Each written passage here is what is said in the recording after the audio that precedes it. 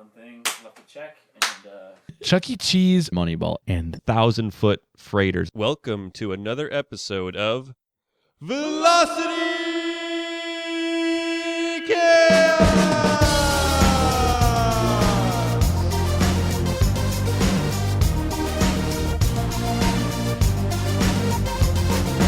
Hello and welcome here to the Velocity Chaos Podcast. We are coming to you at the speed of sound on these sweet, saucy airwaves.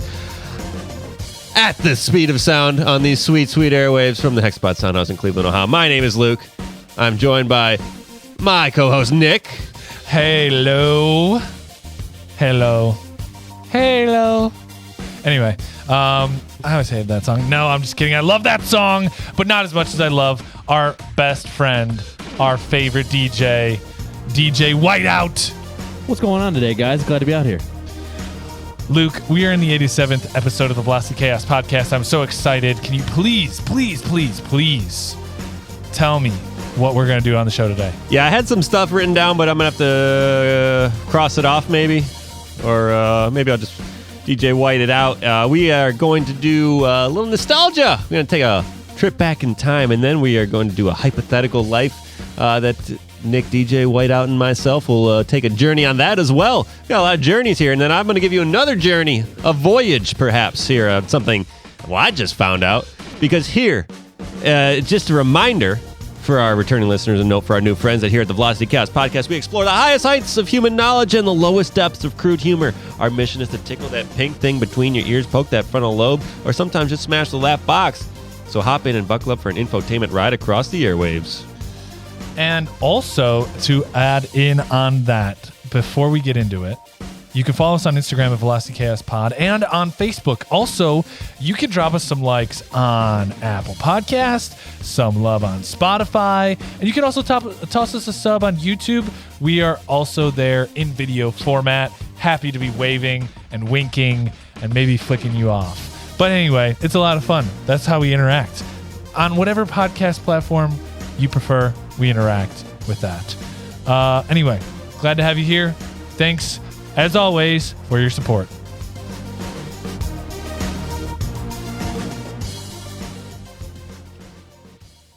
All right, we are going to make the connection here. A warm-up game Nick and I do to get the noodles boiling is what to get them al dente. Yeah. Throw them against the wall, see if it sticks. Because DJ Whiteout's gonna roll some dice, give us some amount of turns to get from one word to another. DJ Whiteout, what have we got today? I'm going to hit you with the D6s. Ooh. We have a 4 and a 1. This one, man, it's really just getting on my nerves. It's creeping on us. I think we should just go to the straight 20 die. That's Say risky. what? I'm just kidding. Maybe a D12 D12 maybe. Just, or a 10. or I don't know. 8. Even Or just an an 8. 8. Yeah, Just give maybe us an a 8. chance. Give us a chance. All right, what words have you got for us, DJ Whiteout? Today, gentlemen, I'd like you to make the connection between pineapples and Chuck Norris. It can be done. Have you done it already? It can be done. Chuck Norris does not drop acid. Acid drops Chuck Norris. Right. This is just me. Nostalgia just changed from what it was to Chuck Norris. We had to white that out. Yeah, we gotta white it out. Wait, so you make the connection between Chuck Norris and Chuck Norris? Yeah. Yeah, basically. That's all you're telling us to do. It's just brain explodes. All right. 5 turns, not including pineapples. Nick and I have to bounce back and forth, ping and pong to Chuck Norris. All right, ready? Pineapples. Fruits. Ninjas. That's a good one. Karate. Karate. Bruce Lee. Chuck Norris. Chuck Norris. Nice. Everyone's gonna hate me for saying Bruce Lee after karate, but you know, yeah, we know, yeah. We know the difference. Yeah, but we had to get the words. yeah. Okay, cut us a break. He's a martial artiste. Okay, artisanal all right. kung fu. I like it. World-renowned martial artist Doug Marcaida. I'm just laughing. That's another segment for another time. But Speaking of segments, we're going into one right now. Nostalgia. This is the segment where we go back in time, something that we remember growing up, something that meant a lot to us, something that we feel means a lot to a lot of other people. I know this one has had an impact on kids across the country for many, many years. Chuck E. Cheese. Oh. Uh-oh is right. Chuck E. Cheese was founded in 1977 in San Jose, California. Wow. Who would have thunk it? Who would have thunk it? It's old. It's old. It's almost, we're coming up on 50 years for Chuck E. Cheese. Oh, yeah. I give any brand that can last that long a lot of kudos, a lot of credits. Things I wanted to talk about, the things that were nostalgic for me, the atmosphere. So just it imprinted on your childhood mind, really got you, in the mood to have a good time. The pizza, that imprinted your taste buds, really got, the moist mouth syndrome going. Oh, yeah.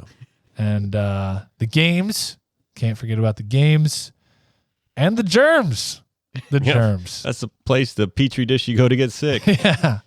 You got chicken pox? All right. The fact that they're still open after COVID is astounding. Hey. And it's got to be the strength. It's the mouse, man. It is. You thought Mickey Mouse was powerful. Chuck E. Cheese, he's got powers of his own. Mousetrap ain't catching that one. Can I put a little bit of truth in this, a little bit of nostalgia? Here we go. Your boys never participated at a Chuck E. Cheese before. Okay, I didn't need to hear that. Wow, DJ Whiteout. I walked in one time with my auntie, and she goes, "All right, you and your cousin, you're gonna go be at Chuck E. Cheese. I'm gonna go to the grocery store." And I was like, "I don't like it here. I'm out scary." Yeah. And I went to the grocery store instead. Oh, man. That's probably the saddest. Guys, my cold rebuttal. cuts. Oh, Guys, man. my cold cuts. As much as I want to berate DJ Whiteout, I've never been to Chuck E. Cheese either. Are you serious? Yeah. Wow. I was a This is- Discovery Zone kind of kid. Oh, Discovery Zone. Yeah. They're all the same. Never been there. This is either. going to be a tough segment then. No, you're I good. should've You take checked us with on you this guys journey. I got opinions on Chuck E. Cheese. Yeah. So just a little more background. Chuck E. Cheese, the CEC Entertainment. I wonder what that stands for. It sounds like a Really? Christ Entertainment No, Center. Chuck E. Cheeses. Just kidding. Oh, okay. sounds like a You prostitution. fooled me. You goofed me. I You got had you. me. I got you good. Got you good. Damn, I walked right into that. Got you good, Ferker. Filed for bankruptcy, Chapter 11. This was 2020 because of the Oh, pandemic. recently. Okay. You were reading their book? Somebody must have come in and took it over and reopened it. It was originally created by Atari co-founder Nolan Bushnell. And he was the cigar chewing mascot at Pizza Time Theater, which is where this all started. So back in the day when you could smoke inside, smoking children's arcades, that's what was going on back then. But anyway, I just want to get into some of this stuff. I guess I'm gonna have to carry this segment, and that's never a good thing. Those are typically boring. No, we're good. Hold on. But just point out this guy. This guy's sitting around one day. He's like, "What makes money? Pizza, stogies, kids." I don't know why, but mice do too. Mice in there. So, yeah. Blend it all together. Voila. Yeah, Mickey Mouse. There's other mice from Tom and Jerry Mouse. Rescuers Jerry. Down Under. Yeah. Mice are A lot of cute lovable. mice out there. They're lovable. Anyway, just wanted to get into it a little bit. Those 4 things I listed. Why I think this is nostalgic to me, and I think to other people, because I do think there's a listener base out there that will give a damn. Oh, yeah. The atmosphere. Mm-hmm. Let's start with the party carpet from the 80s. That's what I thought immediately. Carpet. Universal, it's like the space carpet. It's like that maroonish color. You could spill anything on it and it'd match. And it would match. It would blend in, pepperonis on the floor look like little flying saucers. And then for some reason it was like magic for vacuums, man. It was giving the vacuum its dirt. Take our dirt. Some mom would be like, "Oh, my son just puked over here," and I don't see it. Yeah. It looked like You don't smell it? No. No. I smell pizza. Yeah. if you were high at a laser tag arena, that's what that carpet was. Yeah. I smell pizza and I smell fun. That's right. That's all you need. That's two things. Two things. Two things. The two things that you need for Chuck E. Cheese. The carpet was iconic. That's one thing that was imprinted on my memory. The animatronics in the party center. There'd be a stage. There'd be an animatronic band. A lot of different characters, all animals. They'd play and perform songs and every 15 minutes or whatever. That's scary. Well, what's funny is it's so funny with was it Weekend at Bernie? What's the animatronic game? The video game. Animatronic game. Weekend at Bernie's where you're dancing. Not that one. The yeah. No, you don't know this. The horror game, the horror survival game with the animatronics. I know what you're talking about. You don't. Yeah, because they're almost zombied out. Like because this was a theme like Resident in the 90s, Evil? was it not? Like Five Nights at Freddy's. Yeah. What? Wow. Well, I'm just losing this segment. Just cancel that. I was a United States of America kid. Yeah, it's case of that's cool. Yeah. It's cool too. Poor like the rest of us. Yep. Yeah, my whole family would like save up for like one whole quarter and send one child to Chuck E. Cheese for like 30 minutes. And just like, you are the chosen one. They put you in a pit and wrestle. Win us some tickets, boy! Win us some plastic doodads! 6 more years, we'll be able to get the FM AM radio. If you don't come back with a trinket, you're not going to college. I think you know. Take some pizza home and you spill it in the driveway. Your siblings are biting it off the concrete. So yeah, Five Nights at Freddy's. No, it's that horror game. They made like 8 of them. It's like essentially a survival night. You get locked in, like essentially what is a Chuck E. Cheese, and the animatronics have a life of their own. But they're like, it's like a horror. Like they're freaky. They have weird eyes. They kill you. They kill you if you get caught without a flashlight and stuff. It's cool. That's a cool game. So whoever had that idea just had some weird psychotic head trips while they're at a Chuck E. Cheese. They're probably an employee, former employee. Anyway, the Ticket Muncher, which was this cool thing. It had like a knockoff Grimace, was like the character on the Ticket Muncher. Yeah. And he's purple, and he'd munch your tickets. So you feed him in, you rack it all up. They give you a ticket, like a big ticket. They take all your tickets so you can get a little ticket, and you go up to the stand and like you get the stuff handed out. Just streamline a ticket operation. There's a little redundancy there, but it's okay. And finally, the Chuck himself, the Chuckster himself, would walk around, and some 16-year-old pimpled kid who didn't want his face seen, just get in the giant plastic head, Mickey Mouse, style. Good old cheesy Charlie. The big cheese, if you will. The big cheese over here. Yeah, man. So the atmosphere that they created, I do feel like they've died down. The atmosphere has become a little more sterile and a little more. It's not your style. It's not my style anymore. It's really faded out. The heartbeat of Chucky has been lost.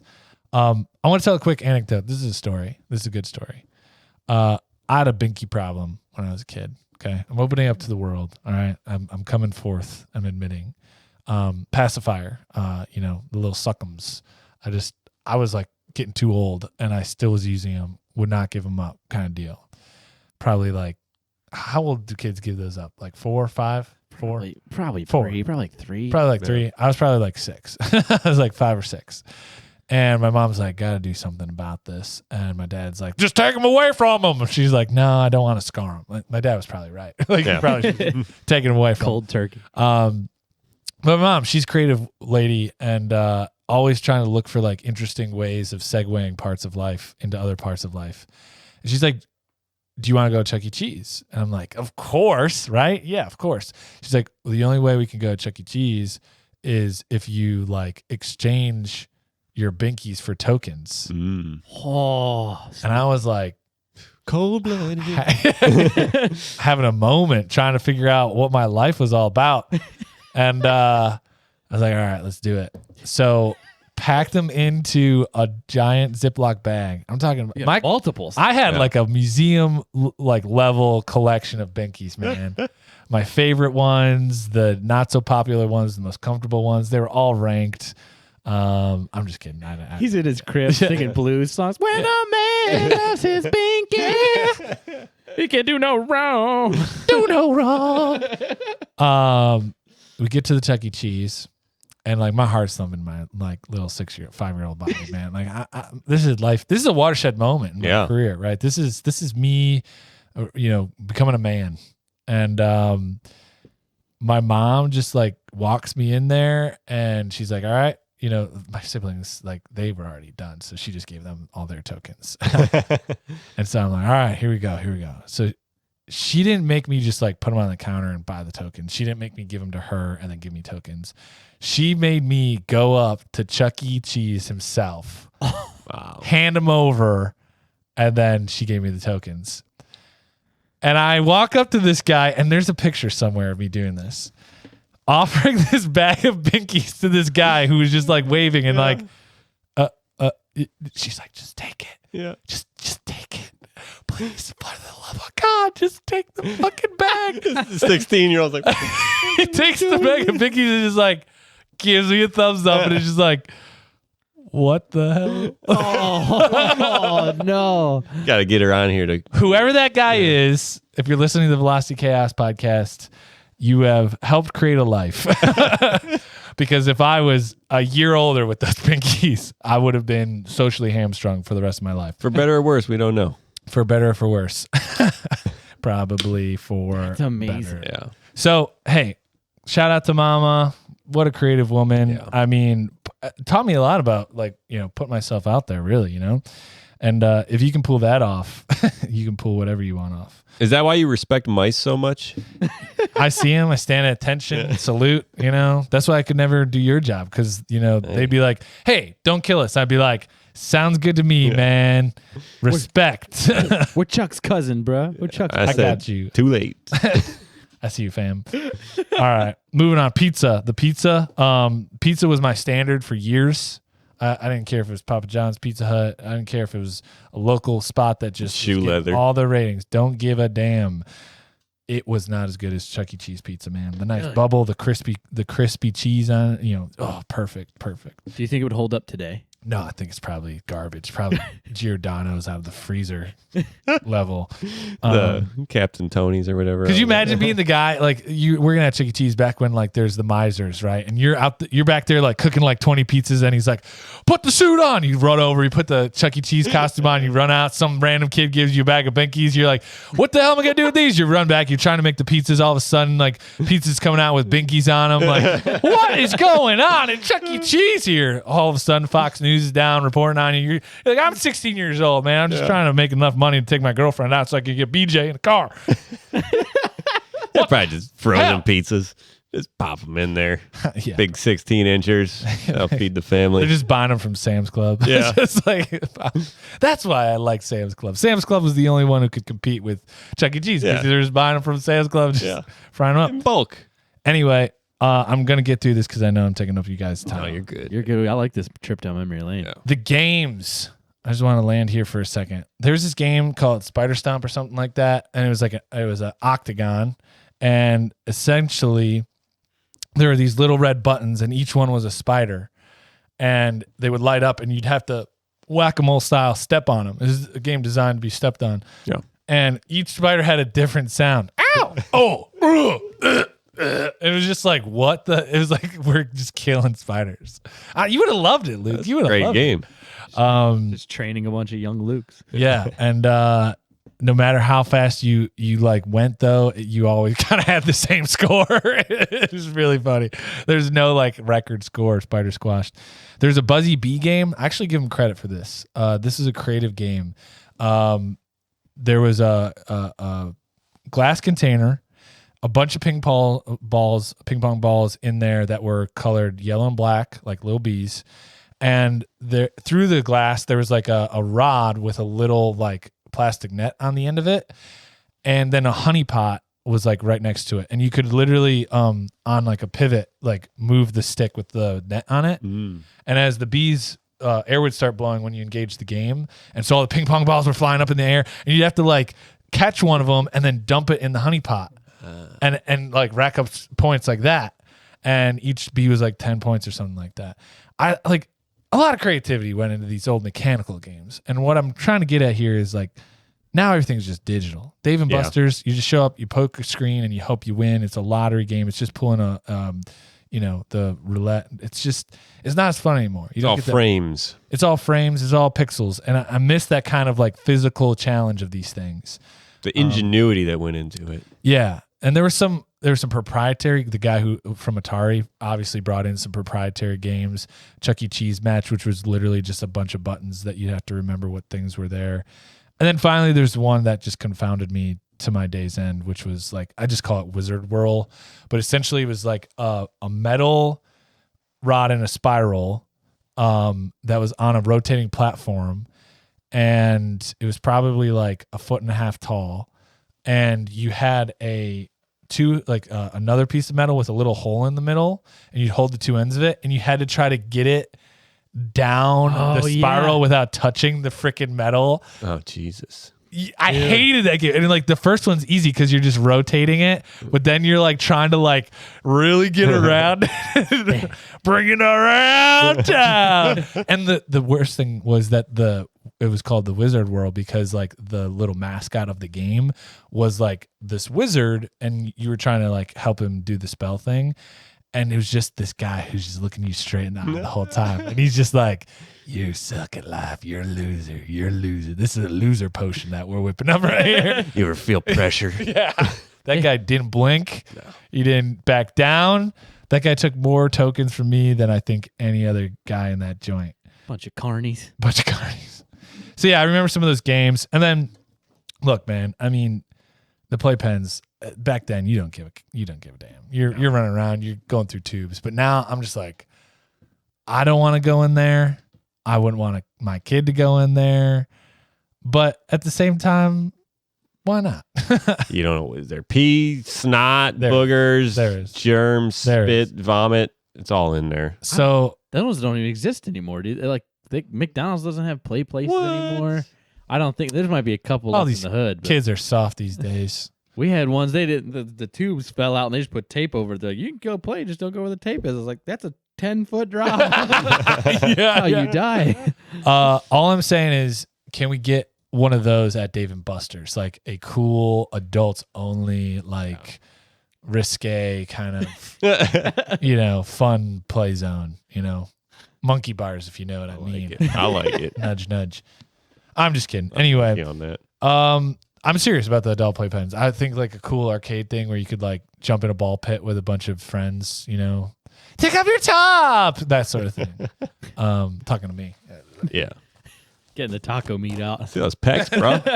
Those pecs, those delts. So anyway, thanks for letting me ramble. I really thought, I gotta check my segments now before. No, I thought it was a good one before I get into this. Because you just enlightened our world to something we haven't experienced. Yeah. And so wait, what did you do? United Skates of America. Which is just a roller rink. Roller rink with laser tag and games and stuff. Okay, gotcha. Yeah. No mascots. Okay, not as good. They had something that they skated around. Just a guy in a giant roller skate. Yeah. Like he is a roller skate walking around.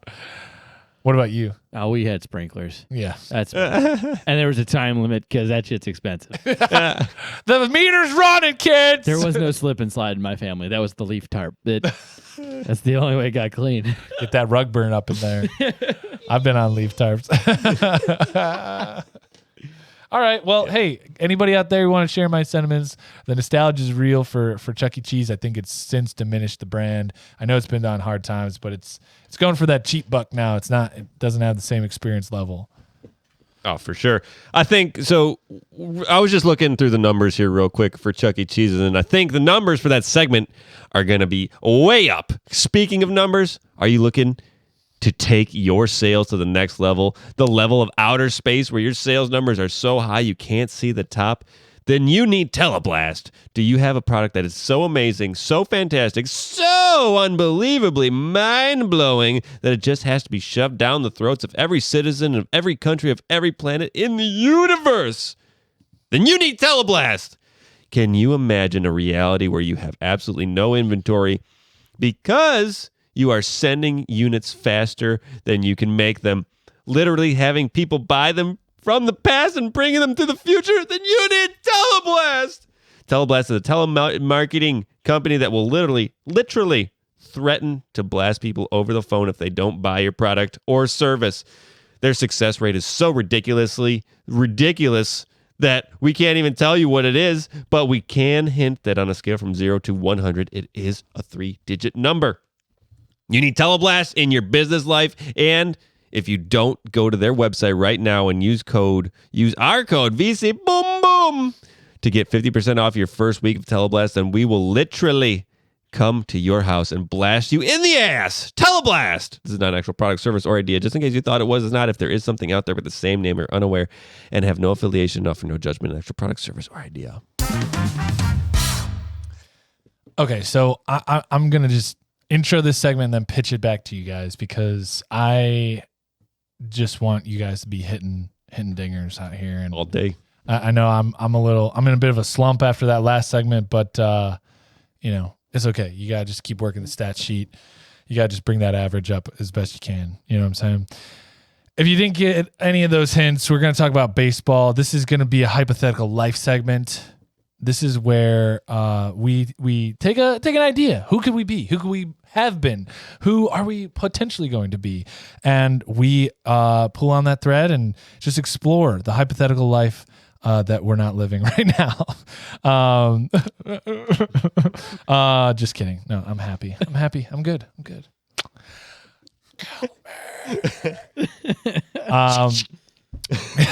Wow, he was ready to do it. Guys, we're going to imagine what it's going to be like to be an all-star baseball player. I wanted to bring this up because I want to mark this for posterity on our show. The Cleveland Guardians are going to be in the wild card run and potentially in the playoffs. No, they're in. I thought they had to battle for a wild card slot. No, they're in. They won the Central already. Let's go. Okay. Well, as of Sunday, they're going to the playoffs in some form or fashion. I want to point that out. This could be a historical moment because they're a lean budgeted team. They're 28th out of 30 of all the payrolls in the league, and yet they just clinched their division. So that's exciting. They're run by the great Tito Terry Francona. And this is just fun. A lot of fun stats, a lot of cool players, a lot of young players. It's one of the younger teams in the league. And I just wanted to mark this moment for us where someday we can look back and say, yeah, I remember. I have a prediction. Mark it. I think they're going to win their first round of the playoffs. Yeah, they got the pitching. I'm gonna say it. I think they're gonna win the first round of their playoffs. I don't know. I'm not gonna make any guarantees after that, but I think they're gonna win their first round, and they're gonna bring us the first playoff win since what was it 2017? Did they? 2019 playoff win. Maybe 2017 winning a series. But guys, if you were a baseball player, if you were living a hypothetical life as a baseball player, what position would you be? As a young boy, it was always my dream to be a first baseman. But as I got older, money's in the pitching. Yeah. Money's in the pitching. Yeah. Yeah. What about you? I don't know. I think I was never a baseball player. I've always wanted to. That was one thing. I'm trying to get into that adult baseball, softball mode. I don't know if I'm a goalie in hockey, so I don't know if that relates to being a catcher. Maybe that. If not, they're sticking me in the outfield. But then again, I got an arm. I can just daydream out there though for a while. I mean, I pitch, you catch. Look at a butterfly. Oh yeah, you gotta have that chemistry. That'd be cool. Catcher's cool. Yeah, big catcher. You could body somebody. Yeah, dude. Just shoulder up on that baseline. Yeah, you're touching my base. Don't be touching my home base. Umpire. No, I'm just kidding. I want to play umpire. I want to play umpire. Pitcher would be cool, man. Yeah, it's a lot of action there. I'm left-handed, so there are a limited amount of positions I can play, just from a statistical first base. Speed. Yeah, first base, third base. You're allowed to play, right? No, you can't. 'Cause you got to. They like the left-handed first baseman. Yeah, really, you can't play the infield if you're left-handed. Yeah. Just because of the turn. So that leaves first base, pitching. I probably couldn't do Outfield. catching. Outfield, I'm all right with. I was pretty fast as a kid. So fast. So yeah, okay, cool. So we got a pitcher in here, we got a first baseman, and we got a catcher. Sweet. All good paying positions. What kind of batter do you want to be? I hit to get on base. I'm not power hitter. I'm not I'm trying to make contact now. Just put the ball in play, good strong swing. I'm going for doubles, really. Yeah. That's a hit for the gaps. Doubles is sweet, man. If you're just knocking in RBIs. Yeah, I think doubles to me are. I mean, yeah, home runs are exciting. Triples are very exciting. But I think like a solid double, like to start off an inning, like you just get juiced. It's great because like you got somebody in scoring position at the top half of an inning, and that's great. You just want people to be that's great. I want somebody to be within reason of us knocking him in. Yeah. What about you? Oh, I got to be the big stick. I want to be Mark McGuire reincarnate. Like, I want a bat named after me that's purple. You know how he had Air Bat. That's Air Bat. There is no other way to hit. Forearms the size of your freaking legs. Yeah, it was the celery he was eating. The celery, all that celery. He was eating his vegetables. Man, this is shaping up to be a good team. We got a leadoff hitter just getting on base, making contact. We got somebody over here just like slugging around the fourth or fifth, benchmark in the I'm the lineup. Shohei Ohtani over here. that dude's amazing right now. Yeah, Stephen Kwan. That's our guy. Yeah, Kwan. I'm with Luke on this one. I was never like a big stick. I was never big arms kind of guy, but I was good at making contact, and then I was pretty quick. So I even like, you know what I think is coming? I don't know if it would ever went away, but the guys who are really hustling to first base on like tight throws. Yeah.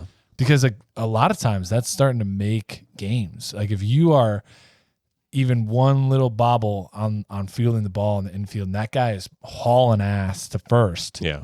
And he makes it. It's like coming down to the wire of guys having to get there. We're back in the day. I feel like when I was a kid and a teenager and I was watching baseball, headed to shortstop. I'm just gonna hustle halfway and turn around. Yeah, Now people are like, like Usain Bolt out there, just like going for it. That's the Ichiro style, just like hit it into the ground and run, and just slap it. And that's what the Guardians have been doing. Is they've all of them or most of them hustle down the line, and that's why they're where they are. Make that first base ump really put in the work. Yep. That's why you pay them. That's why. This guy's not doing anything for the last 10 years. Let's make him work. So you'd be focused on like on base, like getting hits, high hits, like average. DJ Whiteout would be a little bit more about the HR He's column. a cleanup guy. He's like trying to chase that. Pujols just he just did his 700th home run. Yep. That's his name, right? Albert Pujols. Pujols, yeah.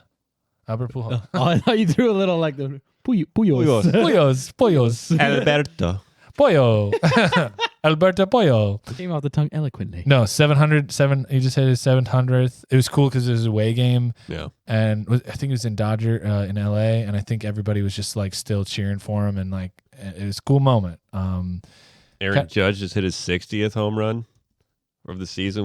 Yeah. They revamped the home runs from Sammy Sosa and Mark McGuire, so their 70 home runs are kind of like wiped from the records. Wow. Whoa. Yeah.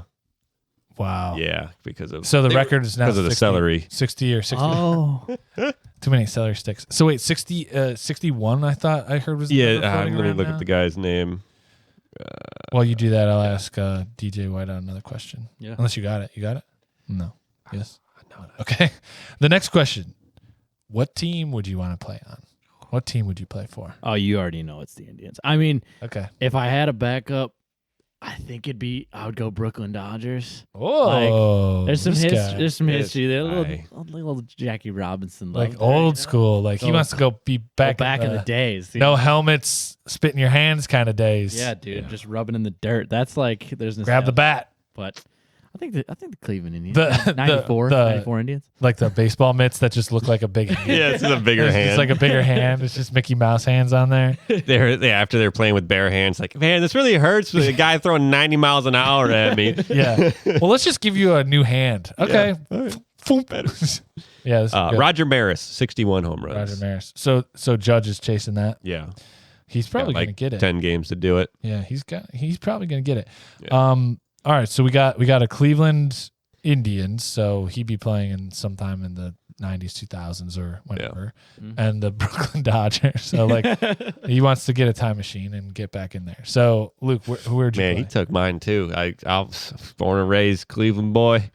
So I'd go Guardians, Indians. Yeah. But and I was thinking Dodgers too for my like backup. I was like, if I wasn't a homer, Dodgers maybe. But let's see. We could probably get some other what Does it have to be Major League? Can it be? I mean, can it be like a different offshoot league in history? If you don't want to pay rent, yeah, sure, go pick somebody else. Anaheim, I'd love to play for the Athletics.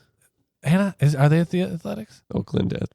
Oakland. Oh, the Angels. Yeah, the Angels. My bad. Yeah, I'm dumb. I watched that movie a lot. I wore out that VHS big Hell time. Yeah.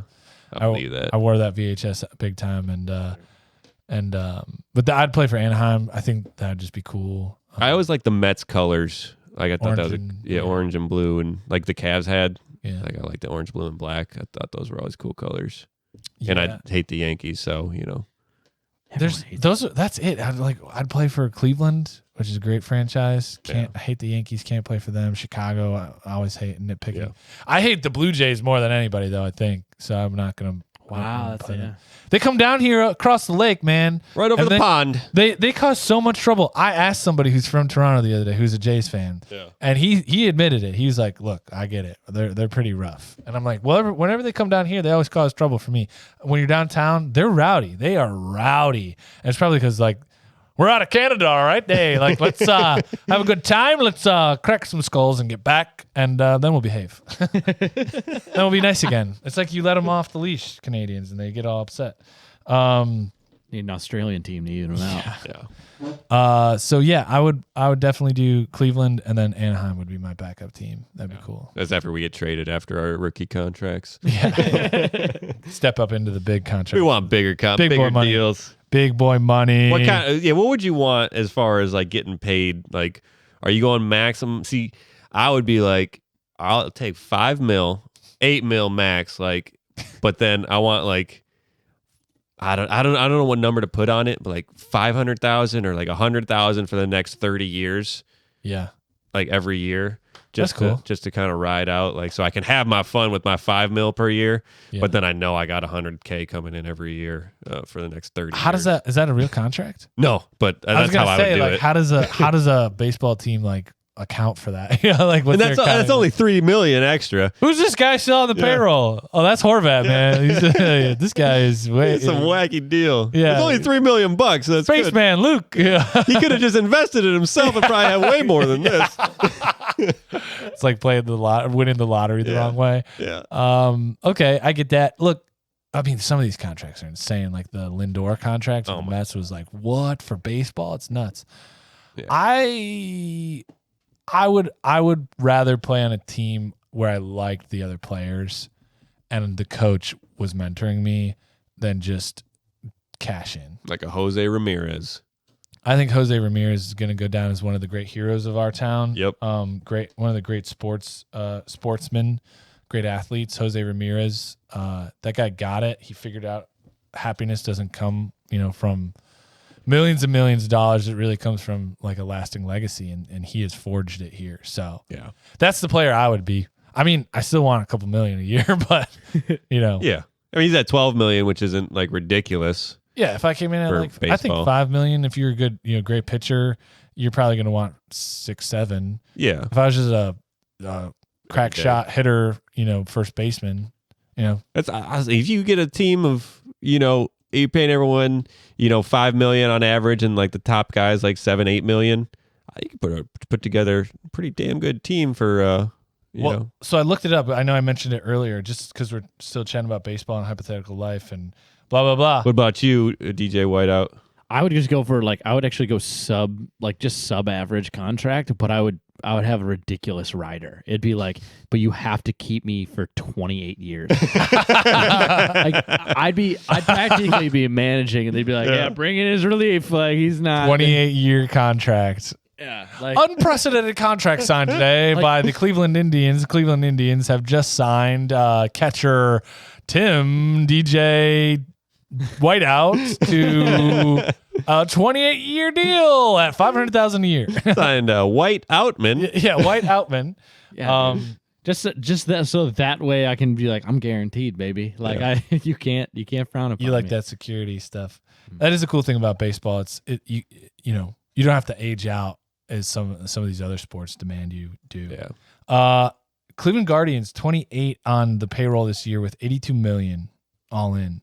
The only ones below us are Baltimore Orioles at 64 million and Oakland Athletics at 60 million. The Rays jumped up. Rays were the bottom of the barrel for a long Yeah, time, putting they're- out good teams still. Just about to break 100. The highest paid, the biggest payroll, New York Mets, 281 million. Yeah, they got everyone. Come on. But That's not even fair. there's 1, 2, 3, 4, 5, 6, 7 teams in the 200 million range. Oh, Jesus. But they're like, we've beat them this year. That's the coolest part. And I love baseball, the drama of it. Like in football, everyone's going to pay and spend their cap. Everyone's going to do it. But in baseball, it's kind of like when poor teams, quote unquote, beat rich teams, it's the best just kind of like, take that.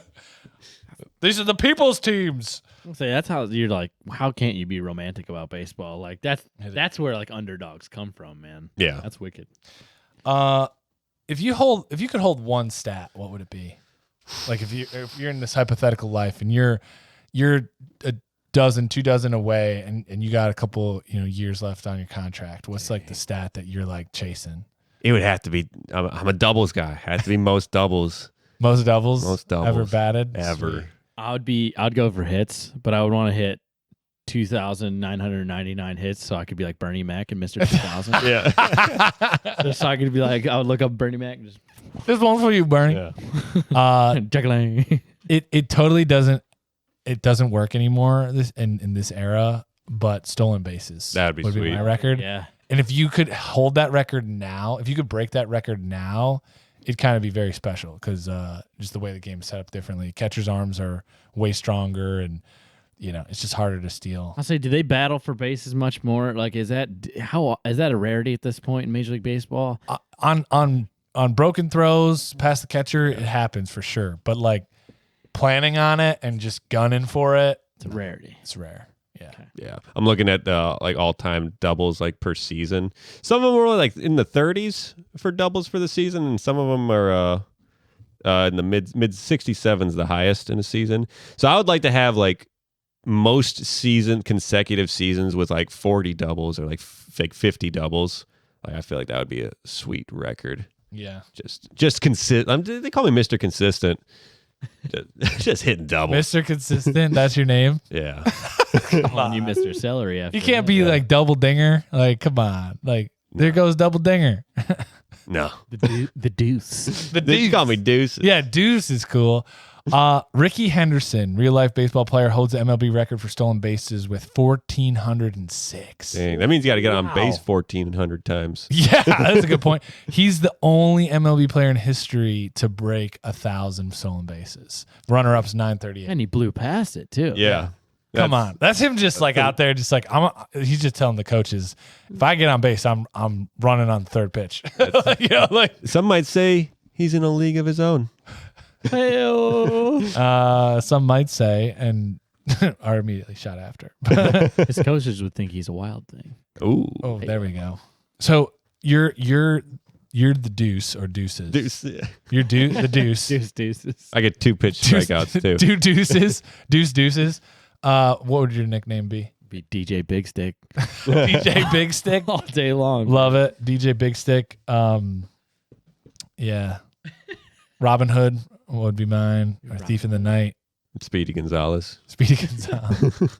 I like Shanghai maybe. That guy is so fast he makes Speedy Gonzalez look like regular Gonzalez. It's a Futurama quote. Yeah.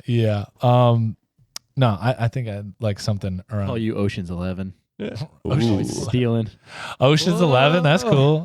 Danny They Ocean. call him the thief. Danny Ocean. I like it. I'll take it. Cool. The Thief. Out. That's what they call me a lot. Would you try to keep a family on the road, or would you just wait until after your career's over to kind of get into the planting roots business? I feel if I got started when straight out of college or something or out of high school, I'd probably be a little promiscuous. Yeah. But getting at this age, 32, 33, I'd probably want to settle down a little bit. Have the one slam piece. No, I get it. I get what you're saying. Look, I think baseball is a lot more like romanticized in the middle America. Like it'd be hard to be in a big market when you're competing like with big NBA athletes and NFL stars. But when you come out here, I mean, remember Grady Sizemore? Mm-hmm. Oh yeah, That guy was putting in the work. Yeah. Grady's ladies all over. Grady's the place. ladies, like they named themselves after him. I mean, like, jeez, man. He's someone, barring injury, like he was built out of glass. Like he could have been one of the greats. Because every time he stepped out there, he was doing awesome. But he went too hard all the time and just shattered his body. Well, it's because it's showing off. Right? Yeah. All the Grady's ladies. He's getting slammed in the locker room, probably. That's why he was always injured. Yeah. I got a groin injury. Oh, there's Grady. Got a groin. He's on the injury report. Groin injury. No, I think that's the right way to do it with that. Because also the big thing with baseball is like, you don't know. I mean, it's a long season. Yeah. You could be on 2 teams in a season, 3 teams in a season. I mean, if you're good, you're probably a little more stationary because you're signing those contracts. But as you're like getting your feet under you, plus you gotta work those early years with the boys. That's what I'm saying. yeah. You'd be at, we're all on the bus, babe. I can't Get on talk. the bus. Yeah, so you I hit want the 25, boys. 26, and like 27, 28 kind of rolls around. Start and dating. then you're trying to like find some roots. Yeah. All right, everybody line up. Yeah. Have your resume in hand. You got your space castle by then. You're good. Yeah. Good. That's cool. Would you want to coach after your playing career? That's a tough one. That's like that means that you can't get away from it. That means you don't want to give up the life. Yeah. And you love that, like you just like to travel. Like you're leaving. You don't have a family. Like yeah, you do have a family, but like I get you. if you're not settling down, You're on the road a lot. That means 100 days out of the year you're traveling. Can I jump in real quick and then we Yeah. flip it over to Whiteout? I would say I would play, retire, have the kids, but stay close to the league, Mm-hmm. and once the kids are teenagers, start trying to get back in. Maybe. Because that would be cool if like the kids are grown and you come back as kind of like a more seasoned adult. Yeah. And then you just Yeah, I would do like high school coaching or like Sure. maybe that, but not like big leagues. That's what I mean. Like if you go to like be like big leagues coach, Yeah. like that means you don't want to give up. Like if you do, a college program could be cool. yeah. Because then like there's no real risk of like your responsibility is way lower.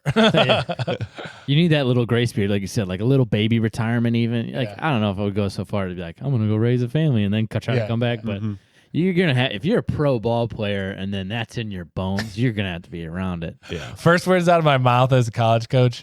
You know that Dennis Quaid movie, The Rookie? Yeah, this ain't it. Get out there and run.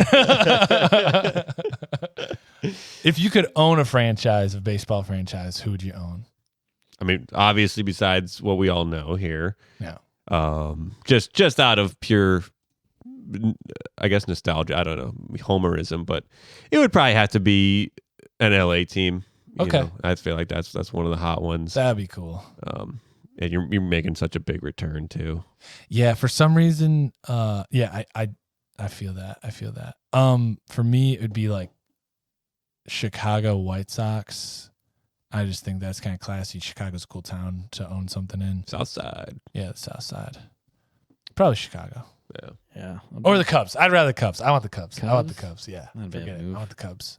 He wants them. Even though they scorched us. Can I own Stole one. Can I own the Yankees so I can just drive them into the ground? It's out of spite. Suicide mission just spends like $1 billion and just tanks the team for 20 years. Is that the janitor they're bringing on first base? Aaron No. Judge is looking for a contract extension. Trade him. Okay, get him Get out. rid of him. Get him You know out. what? Don't even trade him. Just fire Yeah, him. just terminate it. You can't actually do that. Well, I don't care. Make it happen. That'd be hilarious. What is happening? But on a serious note, the Oakland Athletics, just because I've watched Moneyball 18 times, and I'm like, I got this shit figured out. now I'm You nostalgic. want to be on your treadmill Yeah, dude. during the games?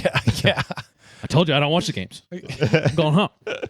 Any other things about being a baseball player? I would Oh. light it up. You'd Like I would be such. such a ham bone. I would be I would play to the crowd and everything. Just be so loud as a personality. So electric. That wild thing kind of Yeah. stuff. That's the one thing I thought that was cool. That one pitcher had the like live trumpet player way out in center field playing. Like that was cool. Yeah. Like You got to find ways to spice it up, and why not? Like, what's the worst that's going to happen? You know, if you can be that way of just being endearing to the fans without putting a target on your back, because that's the thing. If you start becoming a bad boy, then everyone's just like, let's get him. Well, the thing, so if I strike out 10 guys in a game, I would be stoked and be like, woo! But if someone rocks a 3-run homer off me, I would want them to be like, for you, like just that's flip the bat, like just. Like, I don't mind that bat flipping. Everyone's gotta get amped up. You adjust the sack. Yeah, that'd be my move. Just every time you make eye contact, I'm gonna get you next time, brother. Yeah. I feel like it could be like a funness to it, but people take it way too personally. I'll be honest with you. On any hypothetical life, whatever stage that I would ever have, I would hope that I would just be like here for the ride. Yeah, you know, here for the like. A lot of people are so serious. I could not be that. I'd be like pointing at people and be like, "This one for you." Can we sign up for the Savannah Bananas? This one's for you, girl. Throws 2 pitches, home run. Like, that one's for you. Interacting with the kids, that's always a cool thing. Like handing them gloves and stuff like that. Would you be an autograph kind of guys, or would that be a little more scarce? Ooh, it depends. Scarce. I'd shake a lot of hands, take a lot of pictures. Okay. But I wouldn't sign anything. Yeah. Unless it was like a very special game. Make a wish. I would be I would withhold probably a little bit. Yeah. But I would try to interact friendly and then, sign. I'm like, hey, I don't sign, but I want to take a picture. Like, because everyone has cameras and whatever. So if pictures don't. See, I'd be like all post game autographs like crazy. Pre-game, don't talk to me. Like I'm not superstitious. I'm just a little stitious. But that's my next question. Like, would you have a superstition, or would you have a game day ritual, a snack? Those guys are like eating 6 bags of pretzels and shit. I'd totally have whatchamacallit? Ritual. A ritual. Yeah, a total ritual guy. I don't know what it would be. Yeah. But I'd find it. Tap your cleats 18 times before. Yeah. I do know that I would do the pants rolled into the socks and have the high pants, not the long pants. I'm a high sock kind of guy too. Yeah. I'd walk out onto the mound, pick up the powder bag, toss it up a couple times, powder under the armpit, under the dust to sack. Yeah, dust to sack to sack. If I was first baseman, like draw a little square around the base with my foot, like I don't know, it's cool stuff. Come in running from the outfield and then slide. Up the mound. Up the mound. Do a barrel roll or do a somersault up onto the mound every time. That'd be cool. Elite baseball pitcher sprains shoulder and doing traditional ritual. Oh, man. No, that's cool. Hey, I'm glad we explored that. It's October. It's baseball season. It's postseason. It's going to be exciting.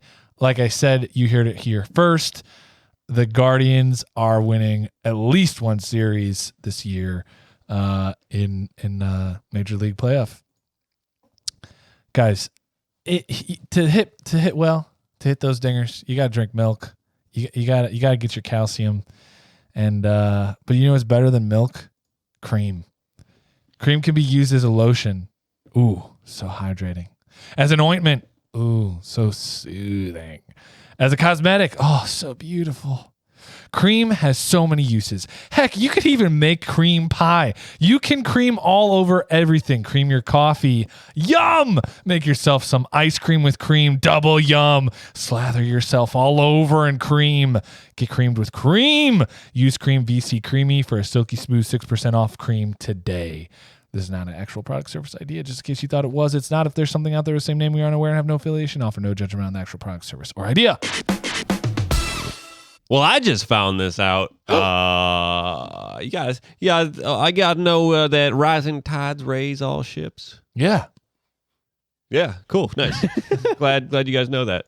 No, so have you heard about the bird? No, Mark W. Barker. Does that ring any bells? No. That's because it's new. It is the first ship in, I believe, 38 years to be built on the Great Lakes for interlake travel. Oh, wow. 30 Yeah. years? 38. Whoa. We've Yeah. been running around with used boats the last 38 years? Yeah. That dealer's killing it. Yeah. Oh, and 35. My bad. 35 years. Oh. My bad. Whoa. Fact check us. Right. Ah. So in July of this year, where'd the name go? It's the Barker. It's the Mark W. Barker, president of the Interlakes company. The vessel and the vessel's namesake was it started in August of 2019, but finished in this year, July 2022. Had its first voyage of 110 miles. It was made in Wisconsin. It was built at the Fincantieri Bay shipbuilding in Sturgeon Bay. So the ship had been undergoing a seaworthiness trials all year, and finally made its voyage. So Wow. this thing it's big. It's a big boy. It's in the 600 feet range, I believe 638. That's Wow. big boat. Big boy. Big boat. Can't wait to see that go through 639. Excuse me. Hull depth 45 feet. Whoa. Yeah, it's got 800 horsepower under that hood. That's a big boy. Carrying capacity of 26,000 gross tons. That's a lot of hauling. You know what it's hauling? Ass. Probably hauling a lot of ass. But yeah, I just wanted to touch on that. That I don't have too much. But I just thought that was super interesting. That that they haven't been building ships like this was the one built within the Great Lakes. Yeah. And not like brought from somewhere else. And to be the first one in 30 plus That's years crazy. to be, I thought that was really cool. They call these Lakers, these boats, the Lakers. which is funny. Yeah. Yeah. This is LA. But like classic. It's a classic Laker. These are sweet because they didn't go rogue and like paint it some like Cadillac gray color. They're like, no, we're going straight up Cleveland Old school. rust Yeah. color. But Let's it just is paint rad. it like rust so that when it rusts, no one will know the difference. That's right. So what It's Cleveland Browns colors. I did post in a video there of I don't know if you guys have seen those huge ships navigating the Cuyahoga River at the mouth of Lake Erie. Yeah.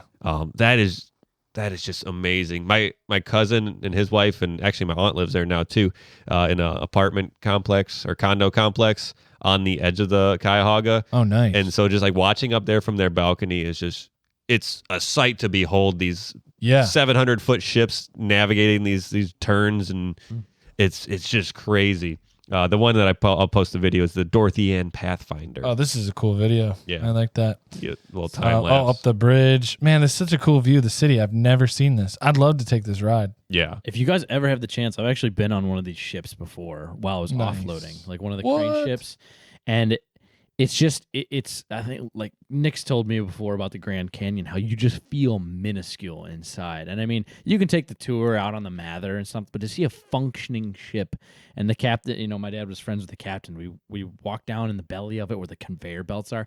The conveyor belts are the size of this room, wide, Jesus Christ. and they run the entire belly of the ship. Wow. We would stand as close as we are, and I would scream, and my dad couldn't hear me. Yeah. It was, but it was just to feel so impressed by something so massive. Like human hands created that. It's a cool feeling. And I was looking, so I was like, what are the bigger ships on the Great Lakes? So there's 13,000-foot freighters on the Great Lakes. That's insane. 13,000 footers. Yeah. Wow. No, not 13,000 feet, but 1,000. 1,000 foot. Yeah. Yeah. The Edwin H. Goddard, 1,004 feet. And I think the longest is 1,013. Then you got the American Integrity. I don't have all the measurements, but American Integrity, it set the Sioux Locks tonnage record just after it's another one called McCarthy had set it, but the Integrity hauled 76,000 tons of iron ore through the Sioux Locks and set the current record back in 2019. American Spirit, American Century, and then you got the Paul R. Tregurtha at 1,013.5 feet. That is titled the Queen of the Lakes for being the largest freighter to set sail on the Great Lakes. So Big Paul, staggering 113 feet. That's huge. Big Paul. Edgar B. Spear, James R. Barker. So there's another Barker out there. Mesabi Minor, Indiana Harbor. at 1,000 feet. Stuart Jacobs Court, just to get all the rest of them in. Walter McCarthy Jr., Burns Harbor, and Presque Isle at 1,000 feet. Wow. That's crazy. That, yeah, to me, these things, if you see them up close, like it's just incredible. Like 1,000 feet, that's 3 football fields end to end that these things are. Like, is just insane. It's a long way. I think it's interesting to think about. I always think about the people who operate these. I mean, crew is one thing. It's still kind of, in some ways, I feel like it's probably back in the day when people were just like, I want to go to sea. And then they like go to a port and they just go near the port and try to get a job, right? Like, but becoming a captain of these boats, I feel like, especially how industrial it is, it's almost like handed down or a captain knows of a young kid of another family and nurtures that kid up into the business. Like, it's such a specialty skill, right? Mm-hmm. That you don't just go to college for it and then just get it. Yeah. Or maybe you do. I don't know. But going to in the Navy, like how many have been like in the Navy or something? But it's just it's a very specialty kind of field. And I think that's really cool. Because when you watch that video, I've watched it like 3 times since you were talking, because it's so incredible to just drive a giant thing down a river. Yeah. And some of it's so narrow, there's probably, maybe 24 feet on either side of the boat. Yeah. And it's just like they got to deliver their stuff. The only time like that it's not good is when you're trying to drive into downtown and they have to raise up the bridges and you have to wait like 10 minutes for the giant ship to pass. But other than that, it's awesome. Yeah, I feel like you got to be a particular type of person to work on them too. Just like out there on the lake, on the water, just chilling, rolling around. It's got to be an interesting life. The drawbridges in Cleveland, that's an interesting thing because of the river. What other cities like are big port town? I mean, Chicago's a big port town. I mean, we have Port Clinton right out there, but it's not, it's right on the lake, so it's nothing. Yeah. Nothing as intense. There's actually, I think, what is it? Is it 13? It's either 13 or 8 bridges. We like have a record for functioning bridges on our river. Wow. Just to get in the port, because on the Great Lakes, as I understand it, we have one of the narrowest inland port setups. Yeah. And let alone it's called the Crooked River for a reason. It doubles back on itself 6 times. But to navigate, that's so intense, like you said, with those bridges. They do tours of them downtown still. Like you can go take the bridge tour, and it's a big thing. But look at all them. Have you been down to Brewdog? I can't. Oh, yeah. I feel like I might have been. Brewdog. Yeah. So Brewdog is like a British ale house that is expanding, and they kind of have these. They have breweries now all over America and England, and they built one in Cleveland. And it's right down on the river. Yep. And their back patio, like back seating section, goes right up to the riverfront. No fence or anything. No fence or anything. And other boats, I've seen people pull up their boats and get out, have a beer, and then hop back on. But for the steamers coming through, they'll just pass right in front of you, and like you're sitting there, and then like a huge shadow like crosses over your table, and you like look behind you, you're like, oh, it's just a giant boat just rolling past. That's a large freighter. Yeah. Look at the Laker. Look at that Laker. People are like, what is this guy saying? No, but that's a cool spot that I was like, finally, somebody capitalizing on the awe-inspiring nature of these boats. Yeah. With just a place to have some good food and some beer. Well, that's what the flats have been, or that's used true. to be. That's true. That's true. That's true. But like that one, I'm saying it's like the mouth of the river where the flats are is pretty wide. Yeah. So you're like, you see them, but there at Brewdog, it's narrow. So it is. You get you throw a rock and hit it. Yeah. Talk about nostalgia. Which I'm going to do next time. Down there. Max and Irma's. That used to be down there. Oh, God.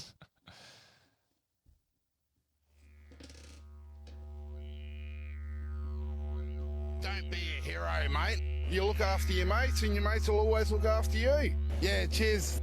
And here we go down under to our Australian news segment here that we tip off our hats to at every episode as we learn a little bit about the island continent of Australia.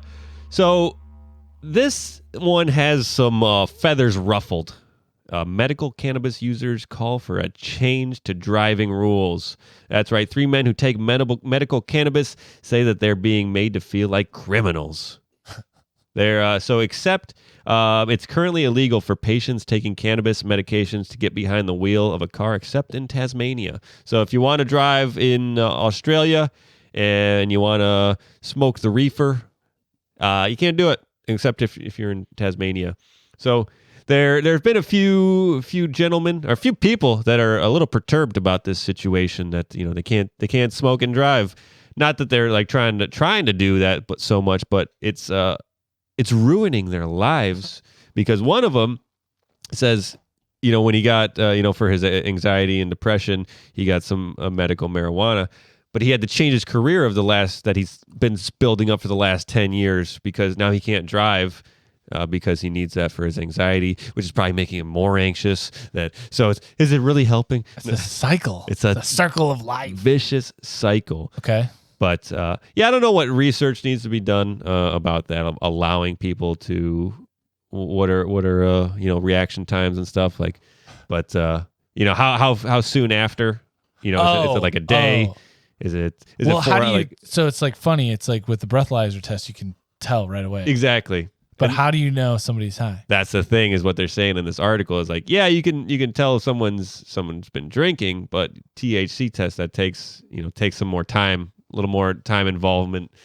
Let's get this over to the lab. Yeah. I don't know about you guys, but if I'm going to trust anyone driving a car or truck or a ute, as they might say, right? Well, stoned, I think it's going to be an Australian. Yeah. Because they don't want to hurt anybody's feelings or offend anybody, so they're just going to be like, trustworthy gents, just eyes bulging out of their heads, like we're like looking out for. Yeah. They say if you have THC in your system, you're about 20% more likely to be involved in a car accident, according to the researchers at the Lambert Initiative. That's significant. Is it? How likely are you regularly to be in a car accident? 20%. You want to roll the dice? Is it roll the dice? Is it 1% of like, if I'm knock on wood, no one gets in a car accident. Sure. But like if you go out on a regular day, is it 1% chance that you're going to hit something, like get into a car accident? So if it's 20% more, that's 1.2%. Like that's very small.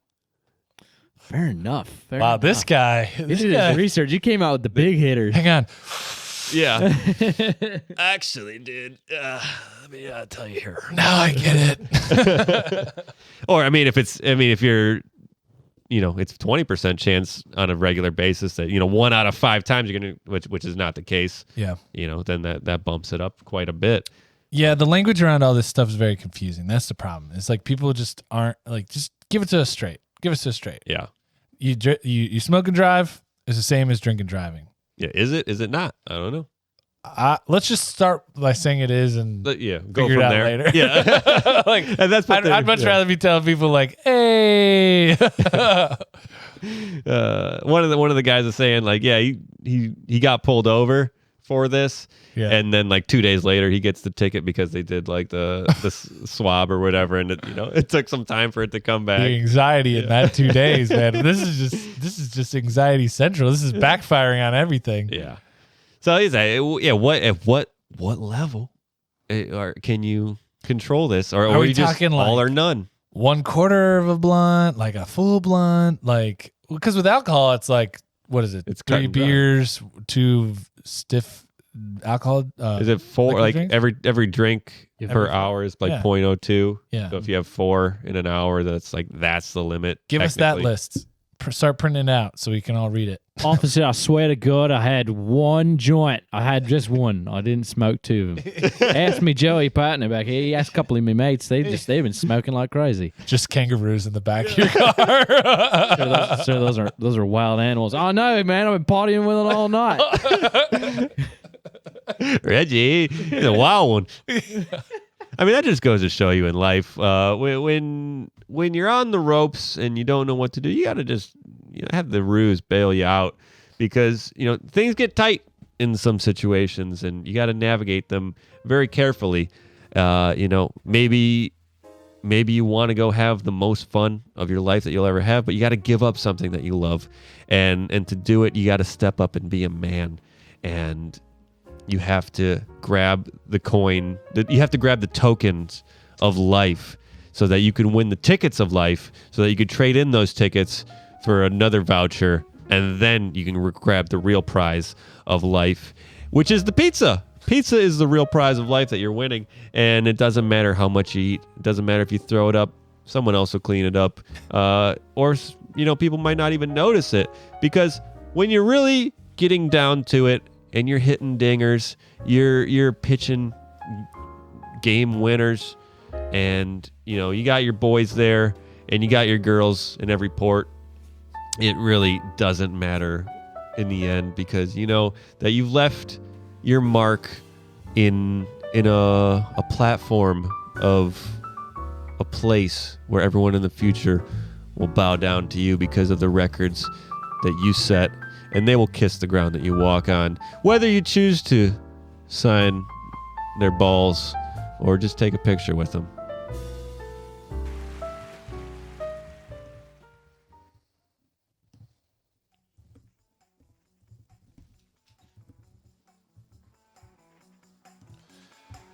All right. Woo woo. Here we go. We're pulling into the recommendation station. This is the part of the show where we make sure you don't walk away without some recommendation from our lives. Something that we like, something that we have found handy or nifty or fun, or if it just tastes good. We recommend movies, TV shows, technology, lifestyle choices, food. You name it, we'll recommend it. This week, I would like to recommend a little piece of technology that I use quite often, the Libby app. Oh, Juicy Juice. Juicy Juice. Libby's Juicy Juice. This is Libby and app, A-P-P. Essentially, this app allows you to check out digital books from your library for free. There are hundreds of thousands of titles on Libby. So you can go to your local library. You can check if they participate with Libby. If they do have the offering, you just get the app. You type in your library code, your library card number, and it's all hooked up. The cool thing is they have digital books. They have audio books. And for the digital books, you can port them over to your Kindle for free. What? So if you like to read from your Kindle, which I like to do, I don't like reading off my phone. It'll just port it over to your Kindle. It's nicely formatted. It's all in there. All the chapters are perfect. It's basically like getting a book through Amazon. That's great. Yeah. So it's like I said, audiobooks, hundreds of thousands of books. Their selection isn't in the kind of it's all like narrative nonfiction. It's not really like the reference catalog books, like the historical big books that have pictures in them. Just don't forget to return them in the metaverse library. Yeah. You got to go in, the librarian will come for you, slap you with the ruler. Unless you're into that stuff, then hang on to the books as long as you can. You're like, ooh, see, you didn't upload the book that you downloaded. So. Bend over. Bend over. That's going to be 5 cents per day. Bend over. No, actually, really handy. Fees kind of go away because it auto returns your books. Yeah. But it always helps you get right back on the wait list if you want it, or auto renew is also an option. So it's made my library experience a lot more pleasant, and I don't have to get chased by that sexy librarian anymore. So, it's good for me. Minor detail with the camera. Luke just had a little note. You get a snafu, I get a snafu. Yeah. All right. So that's it for me. Yeah, the Libby app. Well, that does it for us on the 87th episode of the Velocity Chaos podcast. I am waving to you guys out there, giving you the sign of the cross. It is a pleasure to be here with you guys and with my co-host Luke and with our DJ Whiteout. Guys, it's always a blast. I love coming out here and doing the podcast with you guys. It's a lot of fun, and I'm looking forward to looking back at on these days and nights and listen to ourselves just prattle on in a giant palaver. Hey, wherever you're at in your life, you can do it. You can be well. You can have all the things that you dream of if you just put in the work. We're there to listen if you want to interact, if you want to say hello, if you want to say goodbye, if you want to give us some tips on how to run the podcast. We're happy to hear it. You can reach out on the YouTubes, on the socials, or you can email us at velocitychaospodcast@gmail.com. Anyway, you guys have a good one. We'll see you on the next round of Velocity Chaos. Until then, be well. This is Nick signing off. And this is Luke signing off. Thank you guys all once again. We appreciate all that you have to offer us, and we hope that you enjoy indulging. Like we always say, especially since episode 83, Jesus Christ, Mercury's in retrograde. I don't know what you expect. Thank you for tuning in to the Velocity Chaos Podcast. We upload new episodes every Monday and Thursday. Be sure to subscribe and rate us on iTunes, Spotify, or your podcast platform of choice. Interact with us on Instagram at Velocity Chaos Pod or on Facebook and YouTube at Velocity Chaos Podcast. We are grateful for your time and hope you enjoyed it here. Please tell a friend, and thank you once again.